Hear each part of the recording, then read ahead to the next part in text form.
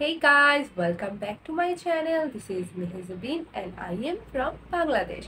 So আজকে আমি একটি কোরিয়ান ড্রামা ট্রেলার রিঅ্যাকশন করতে যাচ্ছি, যে ড্রামাটির নাম হচ্ছে টেস্টফুলি ইয়ার্স। সো এখানে অভিনয় করছে কাং হানিয়ল, যে moon lovers, when the camellia blooms এই ড্রামাগুলোতে অভিনয় করেছিল। গো মিনশি, যে youth of May, sweet home, the frog এই ড্রামাগুলোতে অভিনয় করেছিল।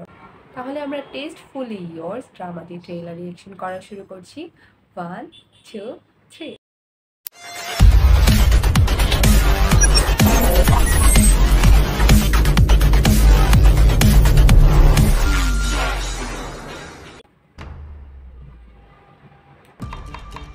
이 셰프가 만만치 ওয়া 않아. 성깔도 ফুড 실력도 রিলেটেড অনেকদিন পরে ফুড রিলেটেড ড্রামা আসছে।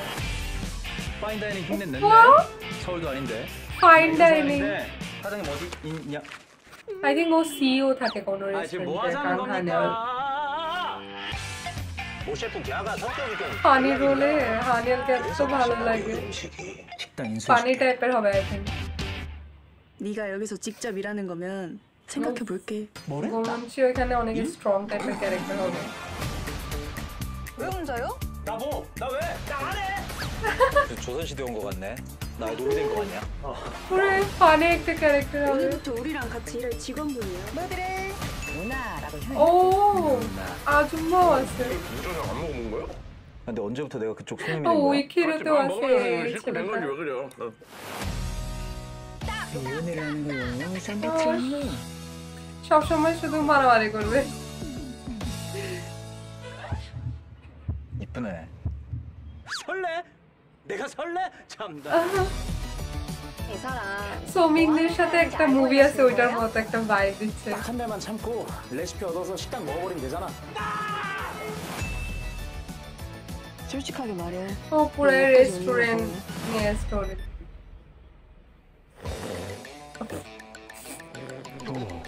코에 뭐가 든 거야? সো দেখে ফেললাম ট্রেলারটি। ড্রামাটির মেইন কাহিনী হচ্ছে এখানে হানিয়ল একটি ফাইন ডাইনিং রেস্টুরেন্ট চালায় সলে, যেটা অনেক বড় একটা কোম্পানি, এবং সে এই ফাইন ডাইনিং রেস্টুরেন্টের মালিক থাকলেও সে খাওয়া টেস্ট করা এত একটা পছন্দ করে না।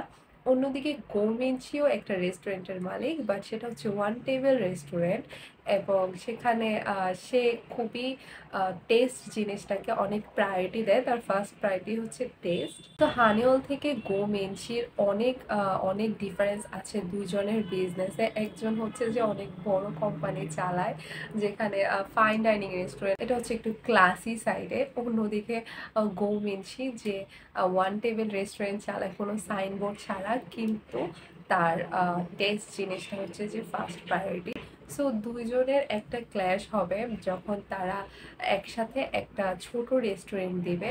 কোনো একটা কারণে হয়তো বা দুজনকে একসাথে একটা রেস্টুরেন্ট দিতে হয়, যেটার জন্য দুজনকে একসাথে কাজ করতে হবে। সো যেহেতু দুজনের চয়েস, দুজনের পার্সোনালিটি একেবারে অপোজিট, তাদের দুজনের মধ্যে ক্ল্যাশ হবে, এবং ক্ল্যাশ হতে হতে আস্তে আস্তে দুজন দুজনের উপর ফল করবে। সো ড্রামাটা কিছুটা কমেডি টাইপের হবে, যেটা দেখে আমার একটা মুভির কথা মনে পড়ছে, যেটা হানিওলেরই একটা মুভিটির নাম হচ্ছে লাভ রিসেট, যেখানে হানিওলের সাথে ফিমেল লিডে অভিনয় করেছে জাং সোমিন, এবং এই দুজনের কেমিস্ট্রিও অনেক সুন্দর ছিল। বাট দুজনের মধ্যে একটা রেষারেষি টাইপ ছিল, দুজন থেকে দুজনের পার্সোনালিটি অনেক অপোজিট ছিল। আবার ওইটা অনেক কমেডি টাইপের ছিল, এখানে যেরকম দুজন ঝগড়া করে, রাগারাগি করে, আবার ওটার মধ্যে দুজন দুজনের উপর ফল করে, আবার কমেডিও আছে মিক্সড। তো এটার সাথে লাভ রিসেটের অনেক মিল আছে। লাভ রিসেটেও এরকমই কিছু হতো, এবং ওই মুভিটি আমার খুবই পছন্দের একটা মুভি, কারণ অনেক বেশি হাসিয়েছে আমাকে, এবং ওখানে হানিয়লের যে ক্যারেক্টারটা, সেটার সাথে এই ড্রামার ক্যারেক্টারের অনেক বেশি মিল আছে কমেডি সাইডটা।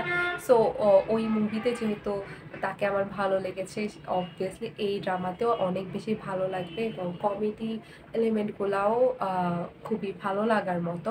নর্মালি আমার কাছে পিওর কমেডি জনরা খুব একটা পছন্দ না, কিন্তু হানিয়লের যেই কমেডি টাইপের মুভি বা ড্রামাগুলো আছে, যেখানে সে কমেডি রোলগুলো করে, সেগুলো আমার খুবই পছন্দ, কারণ তার মধ্যে একটা ন্যাচারাল ব্যাপার আছে যে মানুষের অটোই হাসি চলে আসবে। মানে জোরপূর্বক কোনো কমেডি না, ন্যাচারাল একটা কমেডি ভাইব নিয়ে আসতে পারে সে। সো এই কারণে আমার খুবই পছন্দ কমেডি জনরাতে। আরেকটি ব্যাপার হচ্ছে এই ড্রামাতে অনেক রেসিপি আমার মনে হয় দেখাবে, যেটা আমার খুবই পছন্দ।